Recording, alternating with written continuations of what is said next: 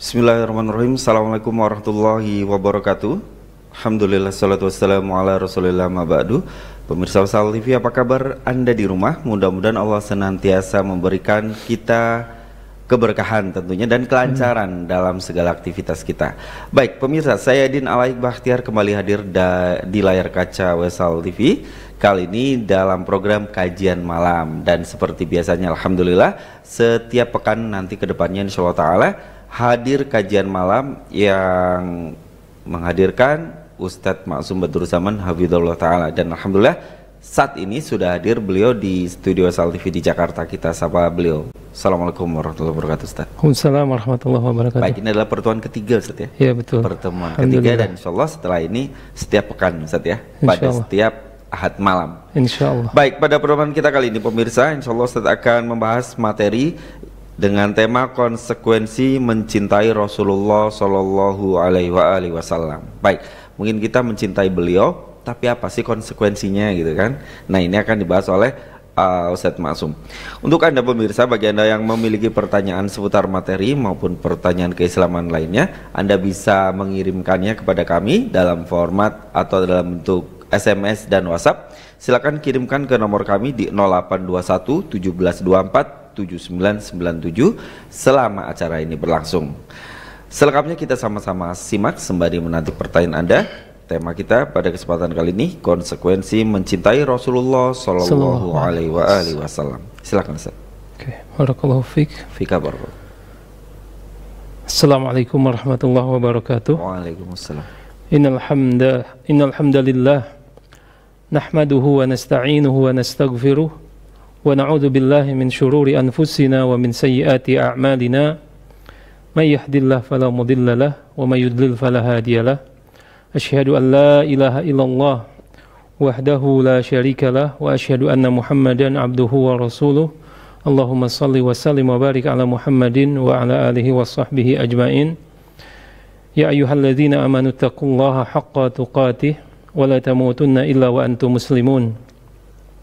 Ya ayyuhan nasu taqu rabbakumul ladzi khalaqakum min nafsin wahidah wa khalaqa minha zawjaha wa batha minhuma rijalan katsiran wa nisaa'a wattaqullaha alladzi tasaaluna bihi wal arham innallaha kana 'alaikum raqiba.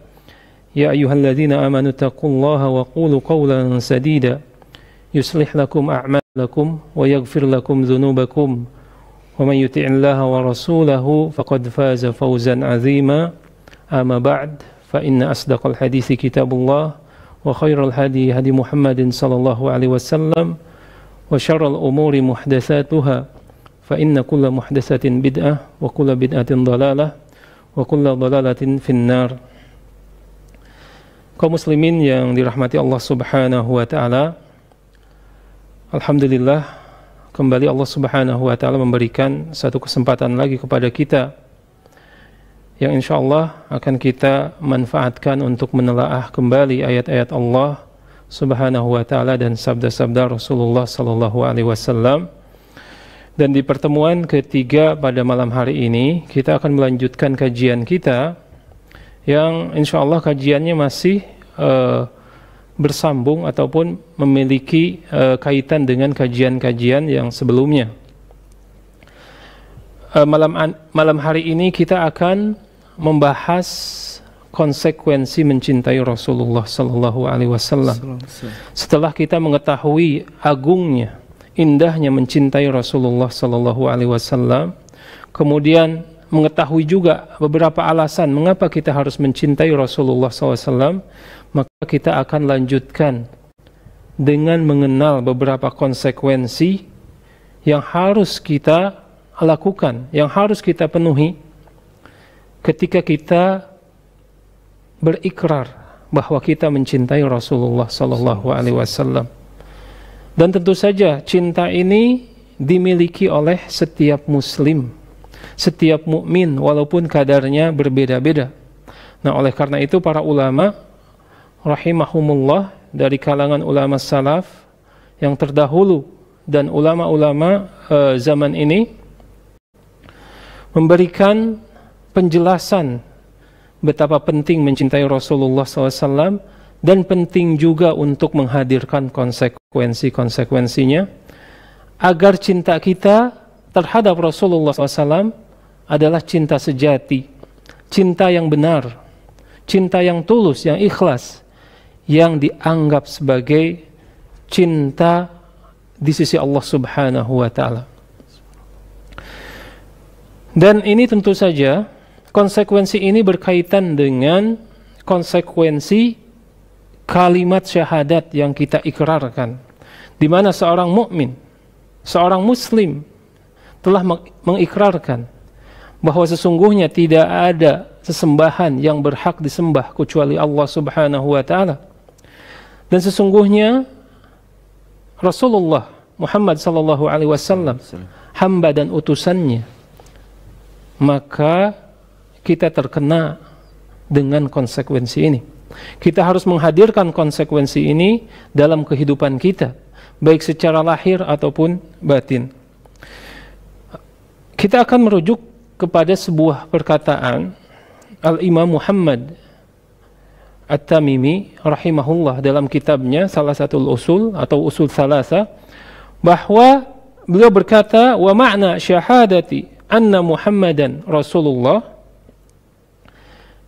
makna kalimat persaksian atau pengikraran bahwa sesungguhnya Muhammad Rasulullah SAW. Yang pertama, beliau menyebutkan ada 4 konsekuensinya. Dan ini sekaligus konsekuensi kecintaan kita kepada Rasulullah SAW. Yang pertama adalah ta'atuhu fima amar. Hendaknya seorang yang telah bersaksi bahwa beliau SAW adalah Rasulullah, maka beliau atau kita selaku yang bersaksi bahwa Nabi Muhammad SAW adalah utusan Allah Subhanahu wa Ta'ala, maka hendaknya kita taat kepada setiap perintah Rasulullah SAW. Ini yang pertama. Kemudian yang kedua, tasdiquhu fima akhbar. Yang kedua adalah membenarkan apa-apa yang disabdakan oleh Rasulullah sallallahu alaihi wasallam. Membenarkan hadis-hadisnya yang sahih yang diriwayatkan oleh para sahabat radhiyallahu anhum ajmain, yang sampai kepada kita melalui tangan-tangan para ulama yang mereka memegang amanah, menjaga amanah berupa hadis-hadis Rasulullah SAW yang sahih. Ini adalah konsekuensi yang kedua. Sedangkan yang ketiga, wajtinabu manaha anhu wa zajar, dan berusaha selalu menghindari, menjauhi apa-apa yang dilarang oleh Rasulullah sallallahu alaihi wasallam. Sedangkan yang keempat, wa alla yu'badallahu illa bima syara'. Dan yang keempat adalah poin yang sangat penting. Kita hendaklah menyembah, beribadah kepada Allah Subhanahu wa Ta'ala dengan sesuatu yang telah disyariatkan dan dicontohkan oleh Rasulullah sallallahu alaihi wasallam. Nah, mengingat begitu penting ya keempat konsekuensi ini, maka kita akan memberikan penjelasan-penjelasan yang mudah-mudahan penjelasan ini akan menjadi ilmu yang bermanfaat bagi kita semua dan menjadi bekal dalam kehidupan kita di dunia untuk menyongsong kehidupan akhirat. Dalam pertemuan ini, insya Allah saya akan menjelaskan poin yang pertama, karena begitu besar cakupannya, yaitu ta'atuhu fima amar, yaitu kita harus taat kepada setiap perintah Rasulullah sallallahu alaihi wasallam. Nah, yang pertama yang harus dibahas adalah apa hukumnya kita taat kepada Rasulullah sallallahu alaihi wasallam.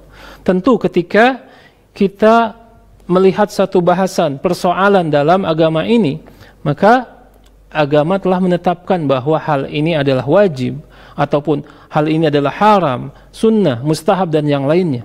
Begitu pula terhadap masalah akidah, yaitu ketaatan kita terhadap Rasulullah sallallahu alaihi wasallam, maka kita harus mengetahui apa hukum ketaatan seorang hamba ketaatan seorang mukmin, ketaatan seorang muslim kepada Rasulullah sallallahu alaihi wasallam, sehingga ini menjadi suatu timbangan dalam amal-amalnya, dalam kehidupannya. Para ulama telah bersepakat bahwa ketaatan seorang hamba atau seorang umat kepada Rasulullah sallallahu alaihi wasallam hukumnya adalah wajib secara umum. Jadi pada asalnya hukumnya adalah wajib secara umum. Kemudian tentu saja hal ini didukung oleh beberapa dalil dari Al-Qur'an, kemudian dari As-Sunnah ya, dan dari kesepakatan kaum muslimin. Yang pertama yang menjadi pijakan kita, menjadi pijakan seorang muslim ketika menentukan bahwa ini wajib adalah dalil dari Al-Qur'an dalam surat Al-Hasyr ayat yang ke-7, di mana Allah Subhanahu wa taala berfirman, "Wa ma atakumur rasulu fakhudhuhu wa ma nahakum anhu fantahu." Yang artinya, dan apa saja yang datang dari Rasulullah sallallahu alaihi wasallam berupa perintah, fakhudhuhu, maka ambillah, maka terimalah, maka kerjakanlah, maka lakukanlah. Artinya, jika ada perintah dari Rasulullah sallallahu alaihi wasallam dan perintah ini secara umum diperintahkan kepada kaum muslimin, yang pertama kewajiban kita adalah menerima perintah tersebut dan meyakini bahwa perintah ini adalah wajib berdasarkan ayat ini. Wa manahakum anhu fantahu, dan apa-apa yang dilarang oleh Rasulullah sallallahu alaihi wasallam maka jauhilah, maka berhentilah dari mengerjakannya. Dan ini secara umum kepada kita semua. Apa saja yang dilarang oleh Rasulullah sallallahu alaihi wasallam maka jauhilah. Karena Rasulullah sallallahu alaihi wasallam tidak mengajak atau tidak mewajibkan, tidak menyuruh kepada kita kecuali di dalamnya ada kebaikan. Dan sebaliknya, tidaklah Rasulullah sallallahu alaihi wasallam melarang dari sesuatu kecuali hal tersebut mengandung keburukan. Nah, di sini Imam Ibnu Katsir rahimahullah menafsirkan ayat tersebut, ya, ay mahma amarakum bihi faf'aluhu wa mahma nahakum anhu fajtanibuhu. Kata beliau, jadi selama perintah itu datang dari Rasulullah sallallahu alaihi wasallam, maka kerjakanlah. Maka kerjakan saja, maka lakukanlah. Dan selama larangan itu datang dari Rasulullah SAW, maka jauhilah, maka berhentilah dari mengerjakannya. Kemudian beliau melanjutkan, fa innahu ya'muru bi khairin wa innama yanha 'anil syarr. Karena Rasulullah sallallahu alaihi wasallam itu tidaklah memerintahkan sesuatu kecuali di dalamnya ada kebaikan, dan sebaliknya tidaklah melarang kepada sesuatu kecuali di dalamnya ada keburukan. Begitu pula para ulama berdalil tentang wajibnya seorang muslim taat kepada Rasulullah sallallahu alaihi wasallam dengan sebuah hadis yang diriwayatkan oleh Imam Bukhari dari jalur sahabat Abu Hurairah radhiyallahu anhu wa arda, bahwa Rasulullah SAW bersabda, ma amartukum bihi fa'tu minhu mastata'tum wa ma nahaitukum anhu fajtanibuhu. Apa saja yang aku perintahkan kepada kalian, ini sabda Rasulullah SAW, apa saja yang aku perintahkan kepada kalian maka kerjakanlah, maka lakukanlah semampu kalian. Dan apa saja yang aku larang, maka jauhilah, maka berhentilah dari mengerjakannya. Dan ini sangat jelas sekali. Hadis ini mengandung konsekuensi bahwa ketaatan kepada Rasulullah SAW atau ketaatan seorang muslim, seorang hamba, seorang umat terhadap perintah Rasulullah SAW adalah wajib. Ya. Dan selain itu adalah dalil yang kuat adalah ijma' kaum muslimin bahwa ketaatan kepada Rasulullah SAW ini adalah wajib hukumnya. Ya.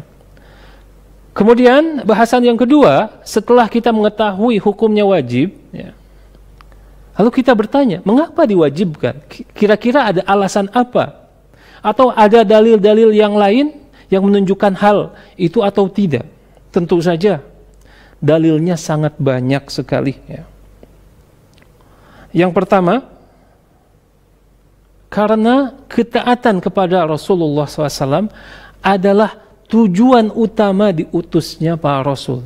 Atau salah satu tujuan utama, salah satu tujuan penting diutusnya para Rasul ke muka bumi ini.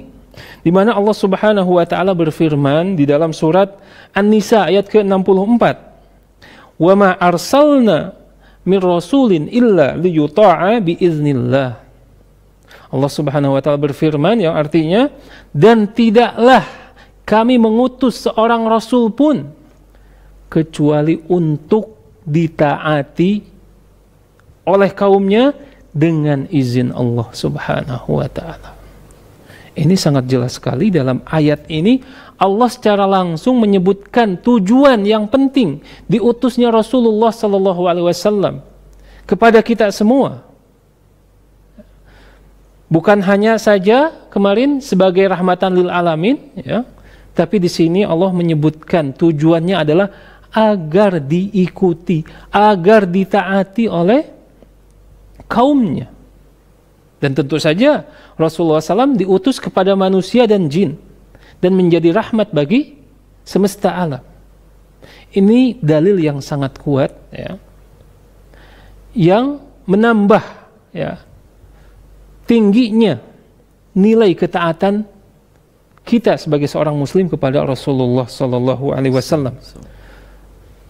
Imam At-Tabari ketika menafsirkan ayat ini, yaitu surat An-Nisa ayat ke-64, beliau berkata bahwa Allah Subhanahu wa taala berfirman kepada Rasulullah SAW, "Walam nursil ya Muhammad rasulan illa furidat ta'atuhu ala man arsaltuhu ilaihi." Wahai Muhammad, tidaklah kami mengutus seorang rasul pun kecuali kami pardukan, kami wajibkan kepada para pengikutnya, kepada kaumnya untuk taat kepada rasul tersebut. Kemudian beliau melanjutkan, fa anta ya Muhammad minar rusul, dan engkau wahai Muhammad, engkau adalah bagian dari rasul-rasul itu. Maka aku pun, kata Allah Subhanahu wa taala dalam tafsir At-Tabari, maka Allah pun memfardukan, mewajibkan agar pengikutmu wahai Muhammad, agar kaummu, agar umatmu untuk mentaati engkau wahai Muhammad sallallahu alaihi wasallam. Nah, ini sangat jelas sekali. Memang ayat ini pun secara singkat, ya, secara terjemah bebas sudah bisa kita mendapatkan sebuah pemahaman bahwa salah satu tujuan terpenting diutusnya Rasulullah SAW adalah agar ditaati. Ditambah lagi dengan tafsir para ulama salaf, salah satunya Imam At-Tabari. Dan kemudian Ibnu Katsir juga menafsirkan ayat tersebut, ay furidat ta'atuhu ala man arsalahu ilaihim, yaitu telah diwajibkan dan difardukan kepada kaummu, kepada kaum Nabi Muhammad SAW, kepada umat Nabi Muhammad SAW, ya, atau kepada umat-umat Nabi sebelumnya, agar mentaati rasul-rasul mereka.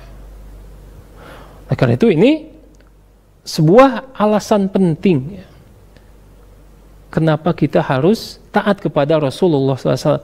Karena ini adalah tujuan yang penting mengapa Allah Subhanahu wa taala mengutus Rasulullah SAW kepada kita semua. Kemudian alasan kedua yaitu ada sebuah kaidah dalam ilmu usul, ya. Al-amru yaqtadi al-wujub, ya. Jika ada sebuah perintah pada asalnya itu menunjukkan sebuah kewajiban. Dan ini dipelajari, ya, dalam ilmu usul fikih dan ilmu-ilmu yang lainnya. Ketika kita mendapati sebuah dalil, baik dari Al-Quran ataupun As-Sunnah, berupa hadis-hadis Rasulullah SAW yang sahih, ketika di dalam ayat tersebut, ya, atau dalam hadis tersebut ada sebuah kata perintah atau kalimat perintah, maka pada asalnya hukumnya adalah wajib. Sampai kita menemukan dalil yang memalingkan dari kewajiban tersebut, ya.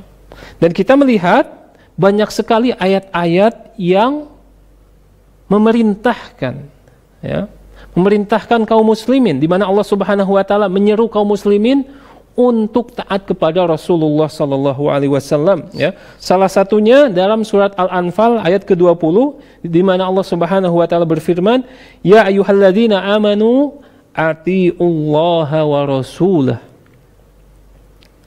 Wahai orang-orang yang beriman, taatlah kepada Allah dan kepada Rasulnya, yaitu Nabi Muhammad sallallahu alaihi wasallam.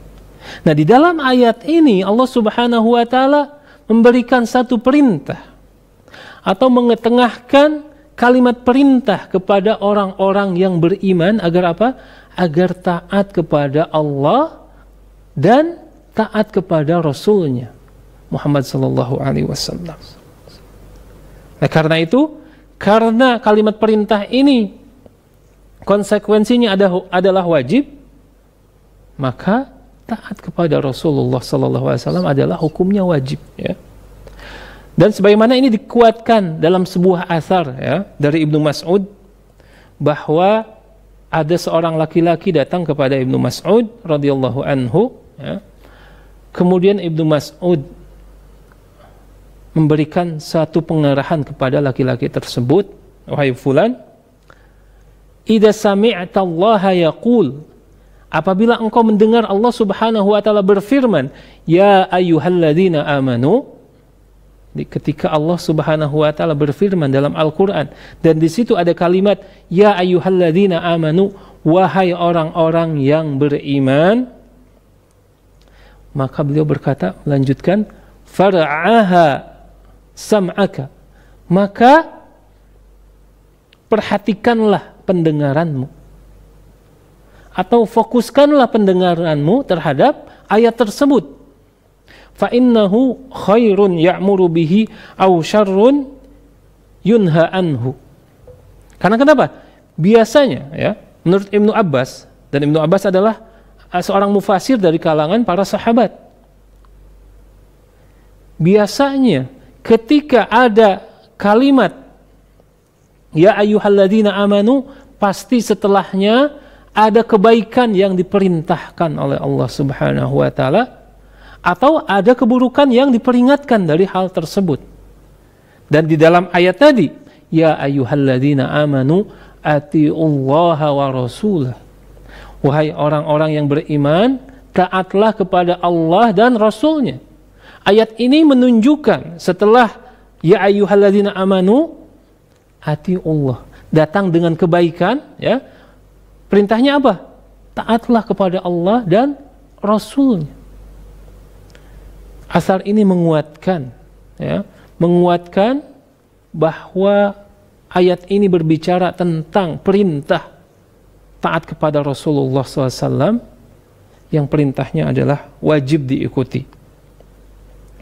Kemudian alasan yang ketiga, ya, kenapa hal ini diwajibkan?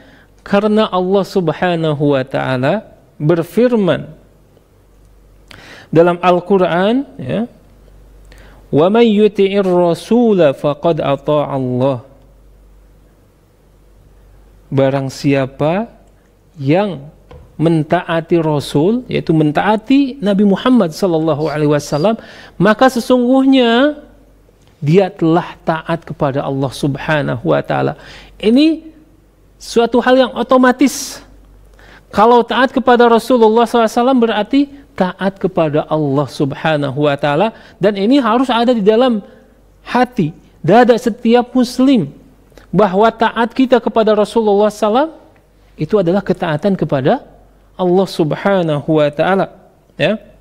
Dan di dalam ayat ini Allah Subhanahu wa Ta'ala, dan ayat sebelumnya juga, ya, Allah selalu menyandingkan antara ketaatan kepada Allah Subhanahu wa Ta'ala dan ketaatan kepada Rasulullah sallallahu alaihi wasallam. Ini seperti haknya sejajar. Karena di situ ada hak, ya. Hak seperti hak bersama sebagaimana ditafsirkan oleh Syekh Sa'di, ya. Karena nanti ada hak Allah itu ada 3, ya. Ada hak yang khusus untuk Allah Subhanahu wa Ta'ala yang tidak dimiliki hambanya, ya. Dan ada hak yang di situ Rasulullah SAW membersamai Allah Subhanahu wa Ta'ala dalam ketaatan. Dan kalau kita lihat ada beberapa ayat yang lain, ya, di mana Allah Subhanahu wa Ta'ala menyandingkan taat kepada Allah dan taat kepada Rasulullah sallallahu alaihi wasallam. Salah satunya dalam surat Al-Anfal yang tadi saya baca, ya ayyuhalladzina amanu atiullaha wa rasulahu. Kemudian di dalam surat Al-Imran ayat ke-32, qul atiullaha wa rasul. Katakanlah taatlah kepada Allah dan Rasulnya. Kemudian di dalam surat An-Nur, qul atiullah wa atiur rasul. Katakanlah taatlah kepada Allah Subhanahu wa Ta'ala dan taatlah kepada Rasul. Ini menggambarkan sesuatu yang luar biasa, ya. Dan mengenai ayat may yuti'ir rasula faqad ata Allah, barang siapa yang telah mentaati Rasul sallallahu alaihi wasallam maka dia telah mentaati Allah Subhanahu wa Ta'ala. Maka Imam Al-Baghawi, ya, di dalam kitabnya Ma'alimut Tanzil, beliau menyebutkan asbabun nuzul tentang turunnya ayat ini, di mana bahwa Rasulullah SAW pada satu hari pernah bersabda, man ata'ani faqad ata'allah, man ahabbani faqad ahabballah. Atau kama qala sallallahu, barang siapa yang telah taat kepadaku maka dia telah taat kepada Allah Subhanahu wa Ta'ala, dan barang siapa yang mencintaiku maka dia telah mencintai Allah Subhanahu wa Ta'ala. Maka sebagian orang-orang munafik, ya, mengomentari perkataan atau sabda Rasulullah SAW ini, mengejek Rasulullah SAW, menghina dengan perkataan yang buruk. Bahwa sebagian orang munafik berkata, sesungguhnya apa yang dimau atau yang diinginkan oleh lelaki ini, yaitu Rasulullah SAW. Dia ingin agar kita menjadikannya Rabb, seperti orang-orang Nasrani menjadikan Isa sebagai Rabb. Padahal subhanallah, ini adalah penafsiran yang kotor dari hati-hati orang yang munafik. Padahal Allah Subhanahu wa Ta'ala tidak menyuruh Rasulullah SAW untuk berbuat seperti itu. Bahkan Allah Subhanahu wa Ta'ala membela Rasulullah SAW dari langit dan menurunkan ayat ini. May yuti'ir rasula faqad ata Allah.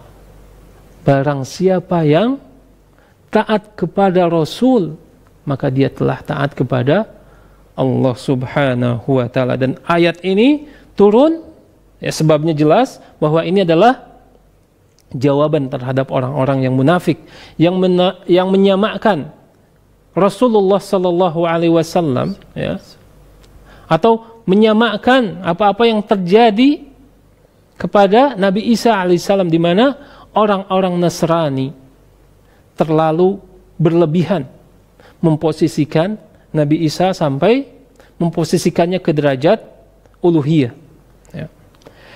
Dan Imam Al-Baghawi melanjutkan, may yuti'ir rasul faqad ata Allah, may yuti'ir rasul fima amar. Barang siapa yang taat kepada Rasulullah SAW dalam perintah-perintahnya, maka sesungguhnya dia telah taat kepada Allah Subhanahu wa taala. Demikian juga Ibnu Katsir menafsirkan, yukhbiru ta'ala an 'abdihi wa rasulihi Muhammad sallallahu alaihi wasallam, man ata'ahu faqad ata'a Allah.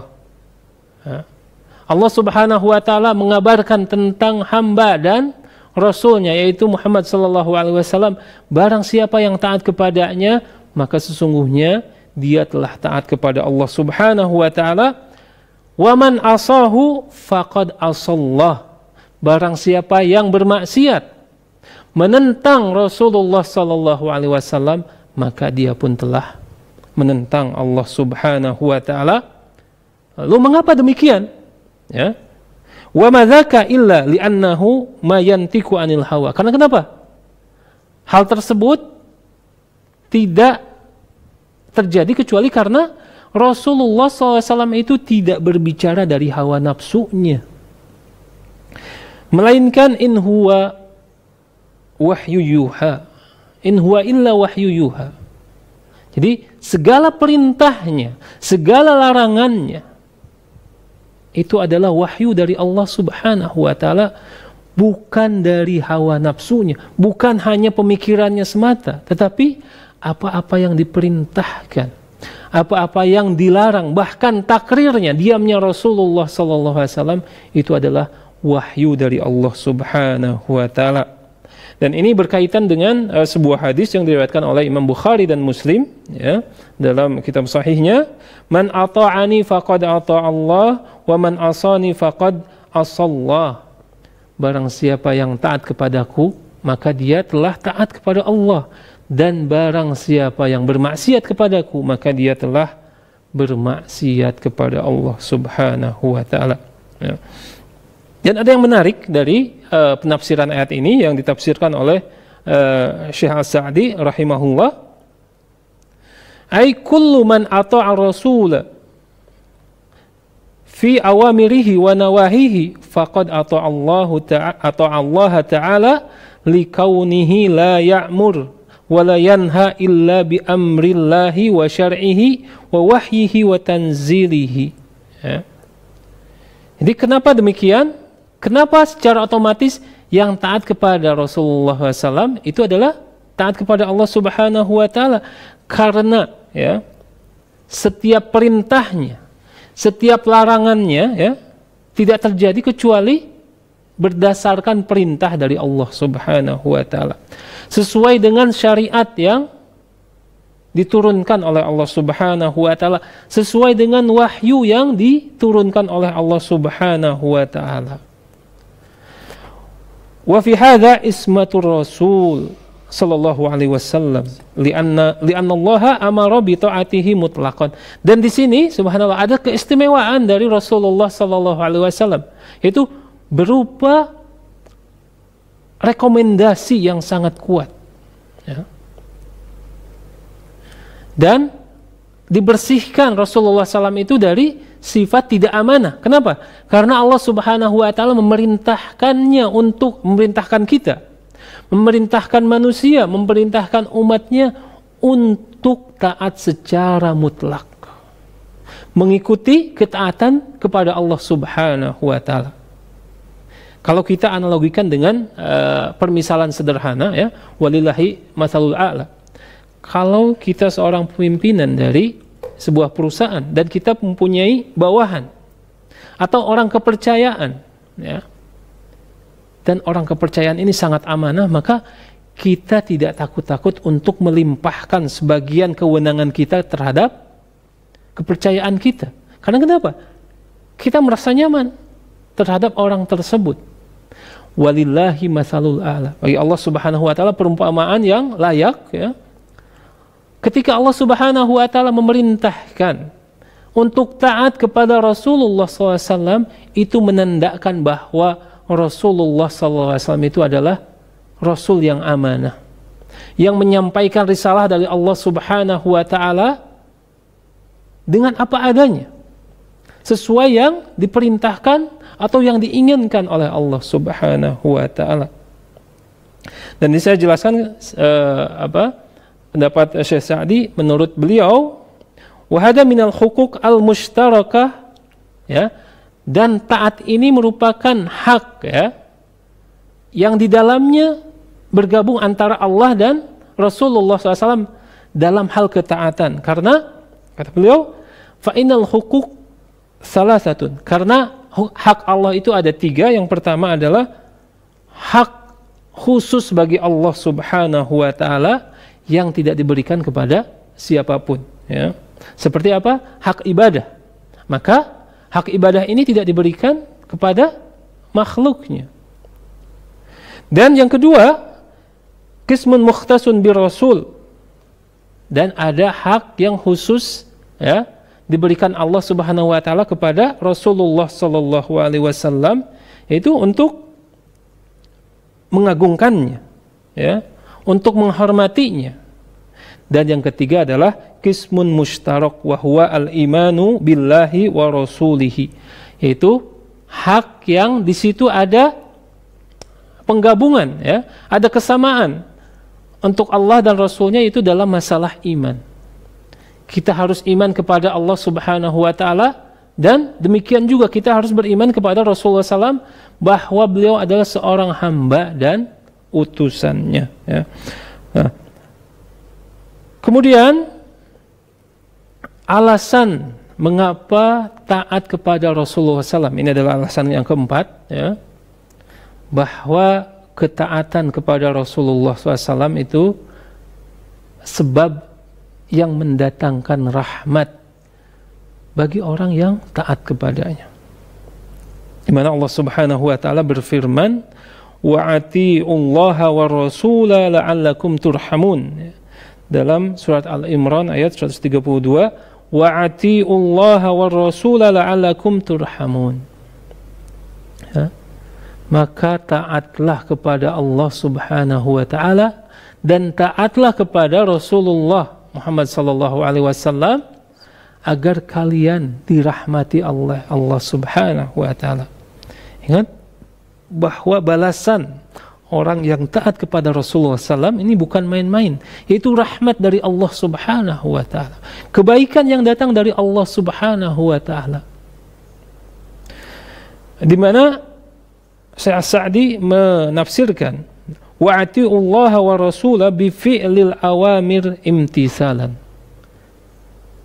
dan taatlah kepada Allah, kepada Rasulullah SAW, ya, pada Allah dan Rasulnya dengan mengerjakan perintah-perintahnya, wajtinabi an-nawahi la'alakum turhamun, dan menjauhi larangan-larangannya agar kamu mendapatkan rahmat dari Allah Subhanahu wa taala.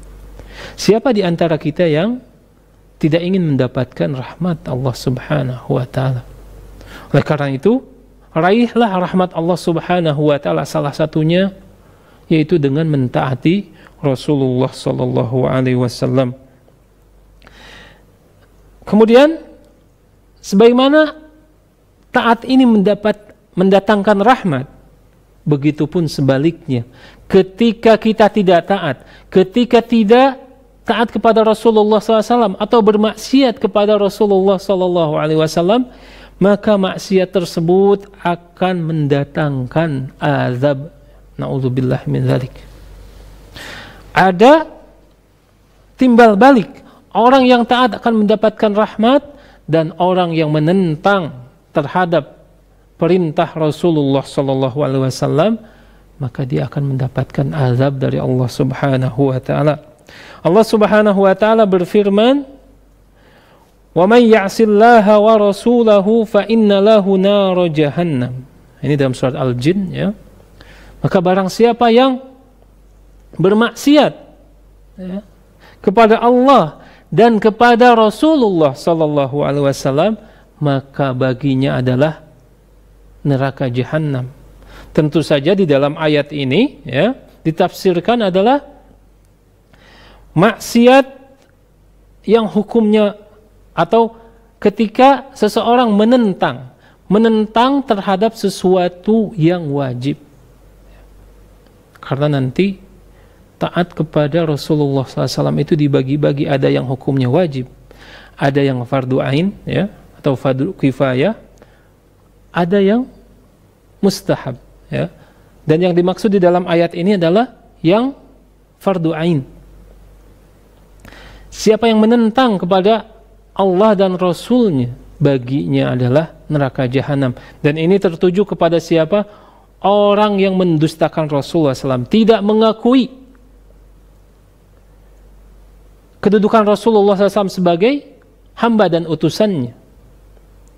Apakah itu karena hasad? Seperti orang-orang Yahudi yang mengakui mereka itu mengakui bahwa Rasulullah SAW ini adalah Nabi dan Rasul dari Allah Subhanahu wa Ta'ala. Bahkan ada seorang atau dua orang Yahudi datang kepada Rasulullah SAW dan bertanya dengan beberapa pertanyaan yang tidak mungkin dijawab kecuali oleh seorang Nabi. Kemudian mereka berdua bersaksi, ya, sesungguhnya kami bersaksi bahwa engkau adalah seorang Nabi. Kemudian Nabi bertanya atau berkata, bersabda, lalu kenapa kalian berdua tidak mentaatiku? Kemudian mereka berdua menjawab, karena jika kami mentaatimu, orang-orang Yahudi akan membunuh kami. Lihat di sini, ya, pentingnya sebuah ketaatan, bahwa ilmu saja, pengakuan saja terhadap keberadaan Rasulullah SAW, bahwa beliau ada seorang nabi, seorang utusan, tetapi tidak melahirkan ketaatan kepadanya, maka itu sia-sia. Dan ini pun sebagaimana terjadi kepada orang-orang munafik. Yang salah satunya yang tadi saya ceritakan dalam asbabun nuzul, ya, salah satu ayat dari surat An-Nisa, bahwa mereka di depan Rasulullah SAW mengiyakan perintah Rasulullah SAW, tetapi ketika Rasulullah SAW tidak ada di hadapan mereka, pernyataan mereka berubah. Mereka menghina Rasul, mereka tidak menganggap Rasul, ya, mereka tidak beriman kepada Rasulullah SAW. Oleh karena itu, menyelisihinya adalah mendatangkan azab. Berarti tidak ada kata lain, kita tidak boleh menyelisihinya. Karena kenapa? Ketaatan itu wajib. Ketaatan kita kepada Rasulullah SAW hukumnya wajib. Dan ketaatan ini berupa lahir dan batin, ya. Bukan hanya tertuang dalam gerakan saja atau dalam ucapan saja, tapi lebih dari itu. Hati kita pun harus seiring sejalan dengan lisan kita, dengan anggota badan kita. Jadi jangan sampai ada kemunafikan di dalam jiwa kita ketika kita melakukan sebuah amalan yang diperintahkan oleh Rasulullah SAW, mengucapkan sesuatu yang diperintahkan oleh Rasulullah SAW, tetapi hati kita bertolak belakang. Ini tidak dikategorikan sebagai ketaatan yang sejati kepada Rasulullah SAW. Tapi ketaatan yang sejati, yang diterima oleh Allah Subhanahu wa Ta'ala dan dianggap sebagai ketaatan yang sah adalah ketaatan yang lahir, ya, dalam fisik kita, dalam badan kita, begitu pula tetap ada di dalam hati kita.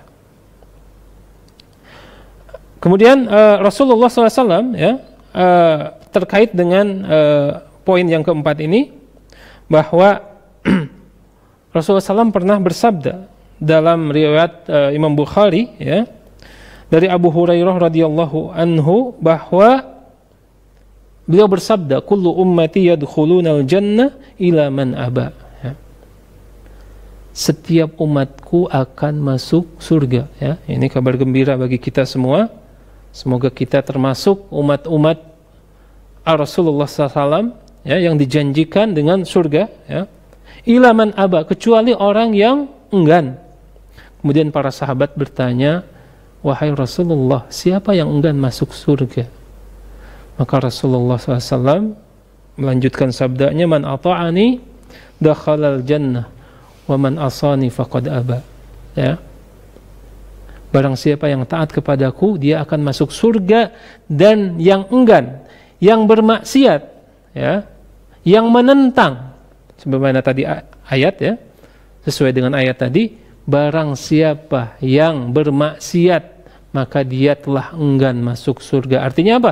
Kalau tidak masuk surga, dia akan diazab oleh Allah Subhanahu wa taala. Dia akan masuk neraka.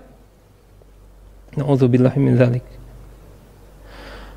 Kemudian hal yang lain, ya,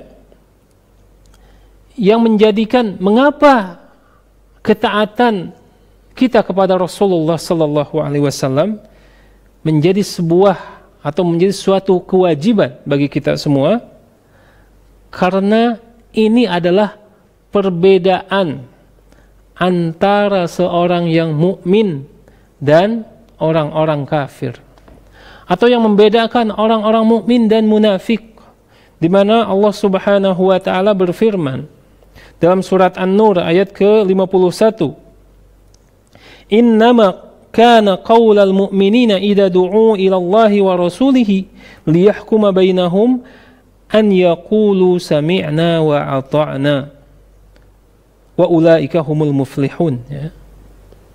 Sesungguhnya perkataan orang-orang yang beriman kepada Allah Subhanahu wa taala jika mereka diseru kepada perintah Allah, ya, dan kepada perintah Rasulullah SAW untuk berhukum di antara mereka, maka mereka akan berkata sami'na wa ata'na.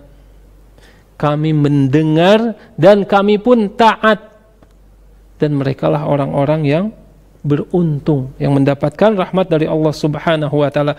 Ingat, mungkin ayat ini tidak secara langsung, ya, terlihat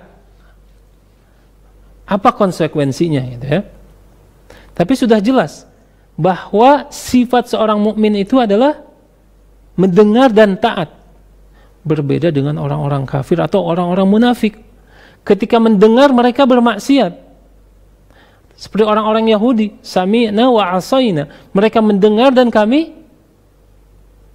bermaksiat terhadap perintah Allah dan Rasulnya. Ini yang menjadi pembeda antara seorang mukmin dan seorang kafir, antara seorang mukmin dengan seorang munafik, yaitu mereka taat kepada perintah Allah Subhanahu wa taala.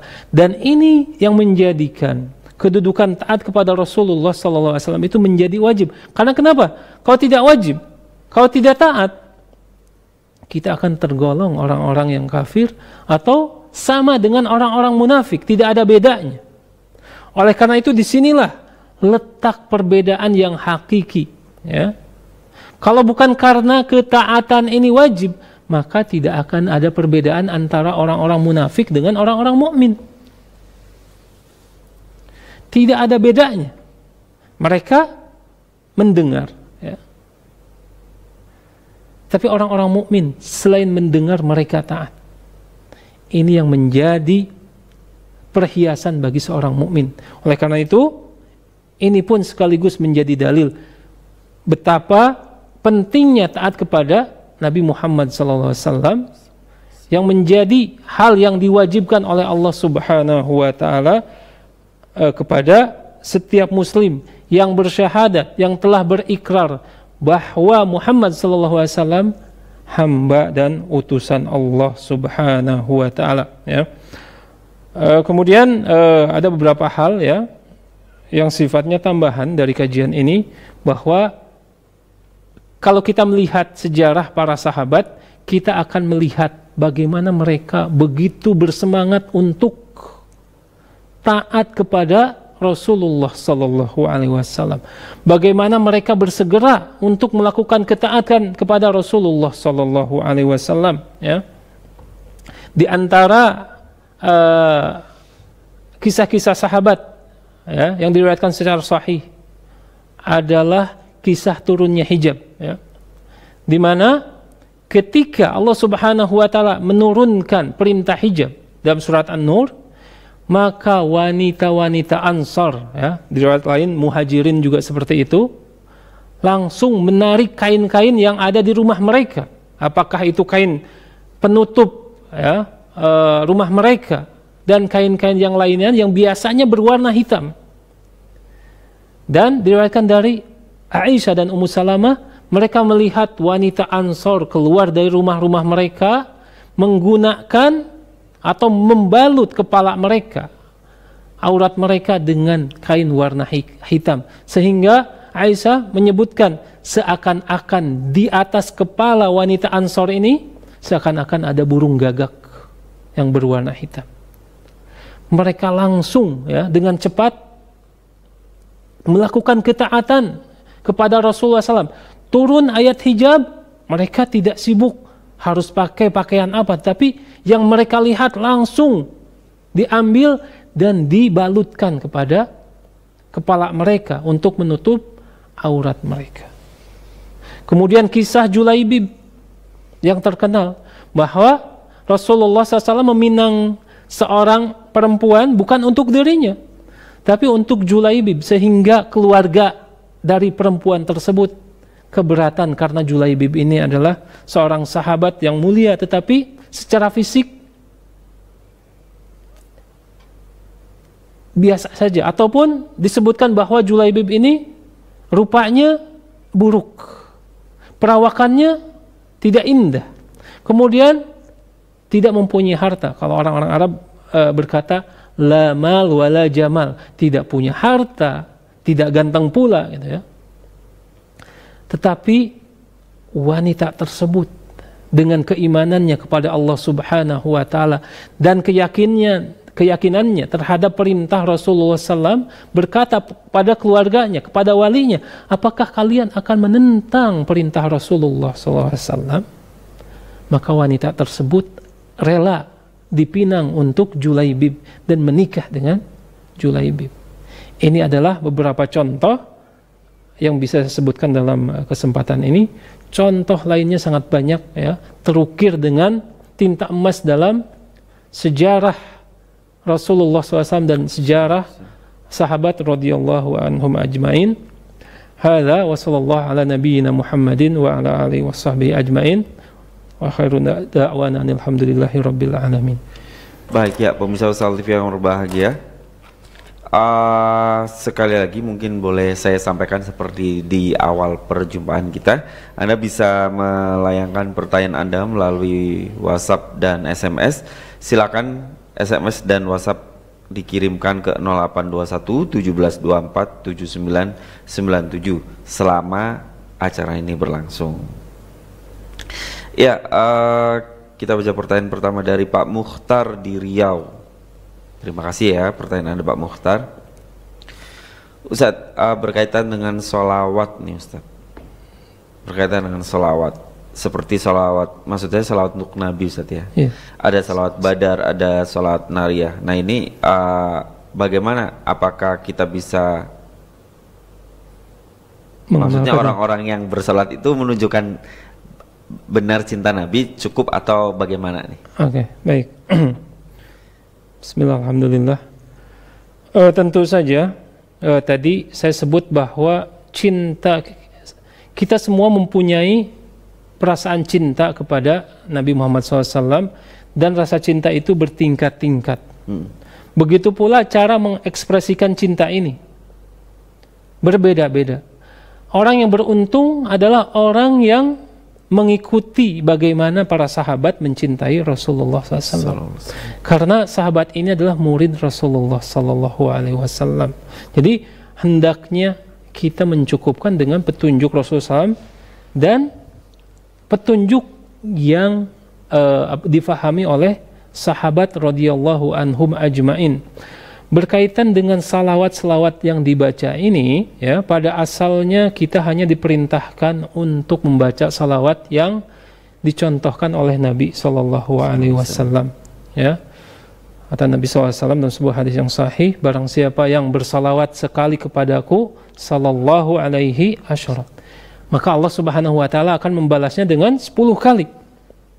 Kemudian Nabi pun mengajak ataupun memerintahkan umatnya untuk memperbanyak salawat pada hari Jumat, ya.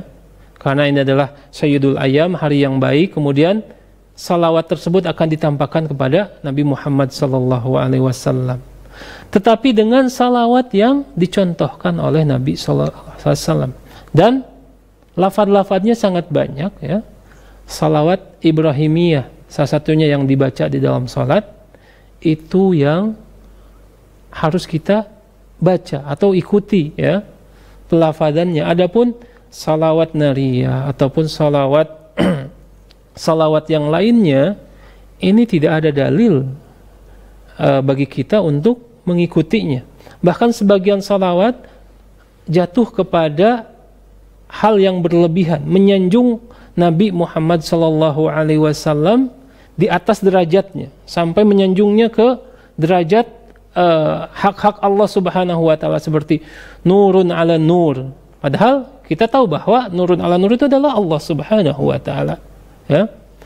Nah, sebaiknya dihindari, ya, dijauhi dan mencukupi dengan salawat-salawat yang dicontohkan oleh Nabi SAW. Dan kita yakin, tidak memungkiri mereka adalah orang yang mencintai Nabi SAW. Tetapi memang butuh pengarahan dari kita semua, ya, dari para ustadz, kemudian dari saudara-saudara yang telah mengenal manhaj Ahlus Sunnah wal Jamaah, diarahkan, diajak berdiskusi, diajak untuk berpikir bagaimana caranya kita mengikuti sunnah-sunnah Nabi Muhammad SAW.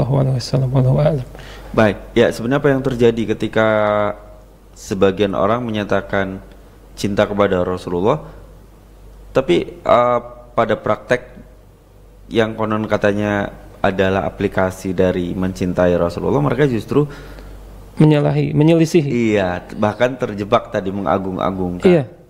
Ini para ulama telah menulis buku-buku akidah dalam bagaimana cara yang benar mengikuti Rasulullah SAW, atau bagaimana cara yang benar mencintai Rasulullah SAW. Dan mudah-mudahan, ya, kajian di minggu malam ini pun adalah sebagai suatu kontribusi mengarahkan para kaum muslimin untuk mencintai Rasulullah SAW dengan cara yang benar, ya.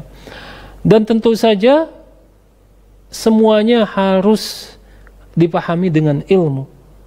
Jadi harus mendekat kepada para ulama atau mendekati kepada para asatidzah yang mereka mengajarkan cinta kepada Rasulullah SAW sesuai dengan pemahaman manhaj Ahlus Sunnah wal Jamaah, yang mengikuti para salafus saleh dari kalangan para sahabat, tabi'ut tabi'in dan tabi'in, sehingga jalan yang mereka tuju untuk bertemu di puncak, yaitu mencintai Rasulullah SAW, itu adalah jalan yang sama. Ini penting, karena kenapa? Ada, sudah jelas misalkan hadis-hadis tentang sesuatu yang diada-adakan. Man ahdasa fi amrina hadza laisa minhu fahuwa raddun. Barang siapa yang melakukan sesuatu yang baru dalam agama ini, maka akan tertolak. Ini sudah jelas bahwa perbuatan apapun yang tidak ada contohnya, ya, di dalam syariat ini, termasuk selawat tadi seperti itu. Ya, selawat nariyah. Iya, betul. Karena memang tidak mengajarkan. Justru ketika Allah Subhanahu wa taala berfirman, al-yauma akmaltu lakum dinakum, pada hari ini sudah kusempurnakan, ya, agama Islam ini untuk kalian. Kalau sempurna ini adalah tidak membutuhkan tambahan dan tidak usah dikurangin. Seperti misalkan kita mengenal abjad dalam huruf Latin A sampai Z. Kalau dalam huruf Arab hijaiyah dari hamzah sampai iya.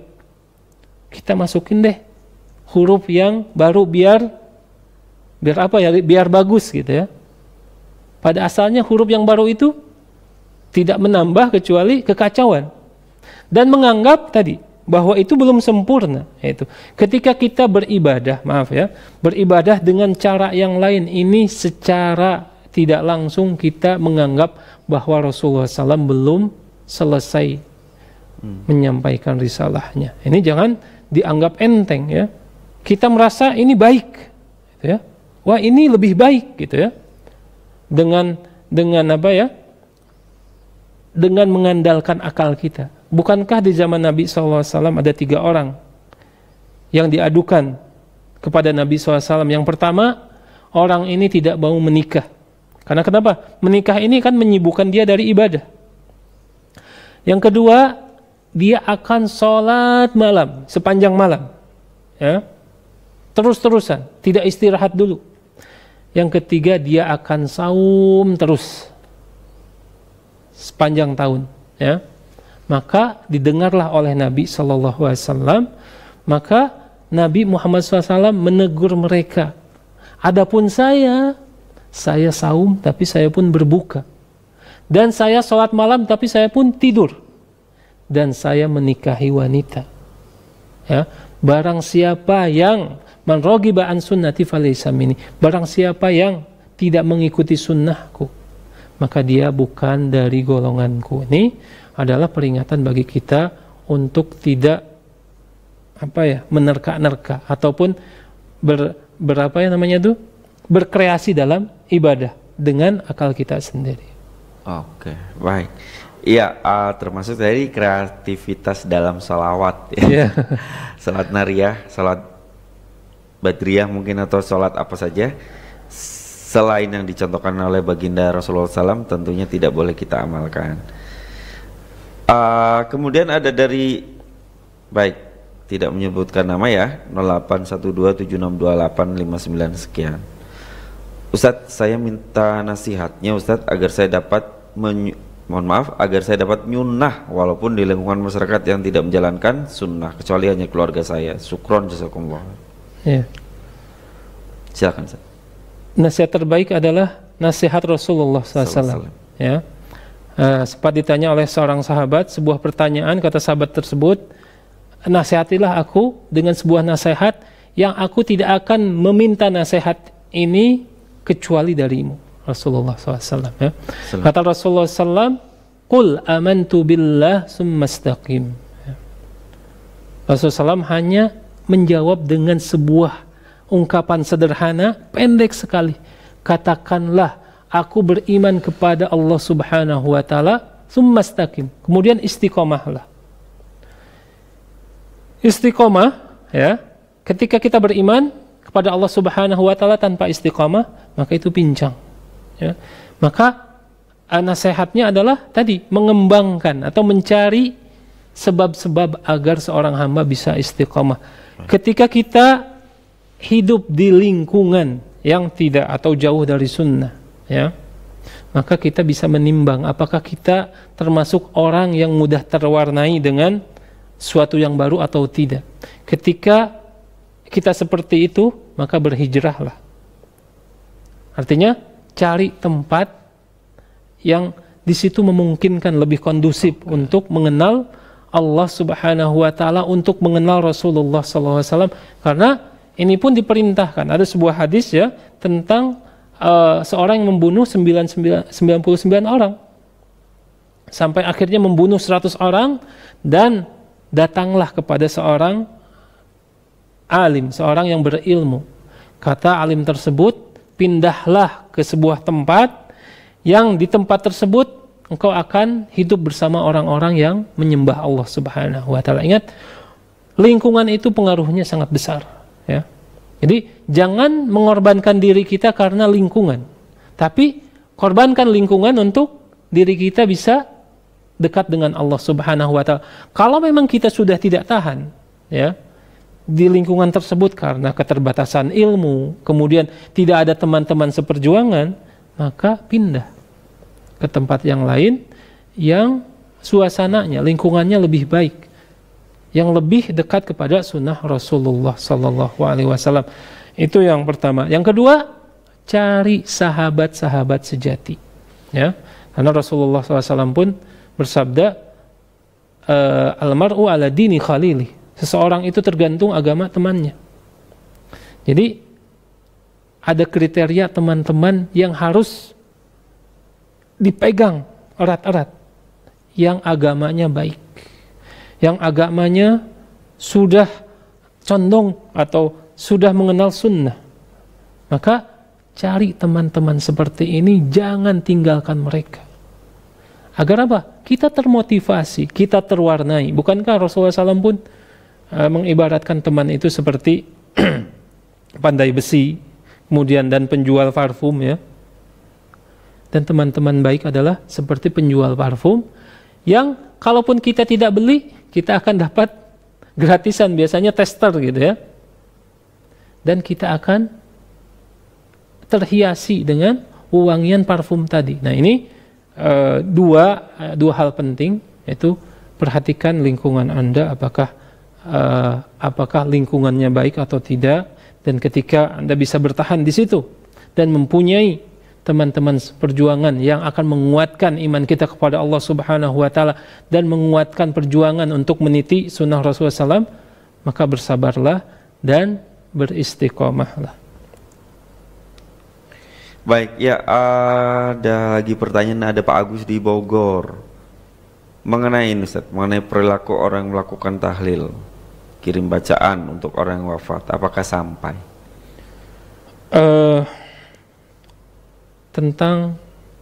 Jadi gini, kita harus memisahkan ya antara permasalahan ihda'us tsawab ya dengan tahlil. Jadi ihda'us tsawab itu menghadiahkan pahala, baik bacaan Al-Quran ataupun bacaan yang lainnya. Pada asalnya menghadiahkan pahala ini telah dibahas oleh para ulama ya, dan salah satunya pendapat Imam Ahmad rahimahullah dalam masalah ini. Ketika seseorang menghadiahkan bacaan Al-Quran ya, maka pahalanya sampai kepada si mayit. Berbeda dengan pendapat Imam Syafi'i yang tidak, atau beliau menyebutkan hal ini tidak akan sampai ya, tentu saja dengan dalil-dalil dari masing-masing ya yang menguatkan pendapat mereka. Tetapi yang harus dicermati ya, jangan menyamakan antara ritual tahlil dengan ritual menghadiahkan pahala. Karena kenapa? Menghadiahkan pahala itu tidak terikat dengan waktu. Kapan saja. Sekarang pun kalau Pak Agus mau menghadiahkan pahala tersebut, silahkan baca Al-Quran ya. Baca Al-Quran beberapa ayat, saya hadiahkan pahalanya untuk fulan bin fulan. Tidak terikat dengan hitungan hari pertama, kedua, ketiga, sampai ke-7 atau ke-100. Ini yang dimaksud dengan menghadiahkan pahala. Adapun ritual-ritual yang ditentukan bilangannya, jumlah harinya atau jumlah bacaannya, ini yang harus dikritisi ya. Jadi jangan menyamaratakan ya, atau membungkus sesuatu yang tidak disyariatkan dengan nama yang syar'i gitu. Membungkus ritual yang baru dengan istilah syar'i yang ada di dalam syariat kita. Jadi harus dibedakan, antara tahlil dengan menghadiahkan pahala. Menghadiahkan pahala kapan saja, tidak harus kumpul-kumpul, tidak harus ketahuan ya, tidak ditentukan harinya, tidak ditentukan jumlah bacaannya, kemudian bacaannya pun apa saja, tidak ditentukan suratnya ya, dan macam-macamnya. Jadi bebas, silahkan mau menghadiahkan 1 juz misalkan, dan dilakukannya pada malam hari biar tidak ada yang mengetahuinya, itu adalah perbuatan yang baik, tidak diragukan lagi. Tetapi kalau misalkan harus berkumpul pada hari kesekian, bacaannya ditentukan harus surat ini dan itu, ini yang harus dikritisi ya. Dan jangan sekali-kali menyamaratakan ritual ini dengan istilah dengan menghadiahkan pahala, jauh berbeda ya. Oleh karena itu yang menyamakan istilah ini dengan menghadiahkan pahala, saya harap silahkan memurojaah lagi di kitab-kitab fikih ya, baik mazhab Hambali ataupun mazhab Syafi'i. Pengistilahan ini jauh berbeda kalau diterapkan dengan apa yang ada di masyarakat kita saat ini. Wallahu a'lam. Baik, pertanyaan terakhir Ustaz ya. Dari 0823502027 sekian. Ustaz, apa benar qobliyah zuhur ini yang paling afdal 4 rakaat sekaligus hanya tasyahud akhir? Jadi 4 rakaat 1 salam. Ya. Apa benar yang paling afdal? Mengenai paling afdol, wallahu alam ya, saya belum membaca dalilnya secara langsung, tetapi para ulama berbeda pendapat dalam masalah jumlah bilangan sholat qabliyah zuhur ya. Karena ada misalkan di riwayat Aisyah ya, yang ada disebutkan bahwa sebelum zuhur itu ada 4 rakaat. Tapi di riwayat Anas bin Malik dan yang lainnya ya, yang tertera di dalam kitab Syama'il Muhammadiyah yang menyebutkan 10 saja. Nah, tentu saja permasalahan ini adalah permasalahan fiqhiyah ya, yang seorang muslim berluas-luas dalam masalah ini. Selama misalkan ada seorang imam yang berpendapat seperti itu, maka itu boleh diikuti gitu. Dan tentu saja ada jaminan dari Rasulullah SAW, barang siapa yang istilahnya itu mendawamkan 12 rakaat ya, dan rinciannya adalah 2 rakaat sebelum subuh, kemudian 4 rakaat sebelum zuhur, kemudian 2 rakaat setelahnya, 2 rakaat setelah maghrib dan 2 rakaat setelah isya, maka akan didekatkan dengan Rasulullah SAW di surganya. Nah, mengenai apakah yang afdol yang mana, tentu saja dua-duanya ada pendapat dari kalangan para ulama ya, tapi yang masyhur adalah 2 rakaat, yaitu 4 rakaat dipisahkan dengan salam ya. Ini yang masyhur di kalangan para ulama, wallahu a'lam. Baik ya, pemirsa Shalal TV yang berbahagia, kajian malam yang dipersembahkan atau yang menghadirkan, maksud saya yang menghadirkan Ustadz Maksum akan kembali hadir pada hari Ahad pekan depan insyaallah ta'ala ya. Jadi nantikan pertemuan kami tentunya hanya di layar kaca Shalal TV. Pemirsa Shalal TV yang berbahagia, jazakumullah khairan katsir atas kebersamaan dan atensi Anda. Kita tutup dengan lafazkan doa penutup majelis. Subhanakallahumma wa bihamdika, asyhadu an la ilaha illa anta, astaghfiruka wa atubu ilaik. Saya Aidin Alaik Bahtiar. Assalamualaikum warahmatullahi wabarakatuh. Waalaikumsalam warahmatullahi wabarakatuh.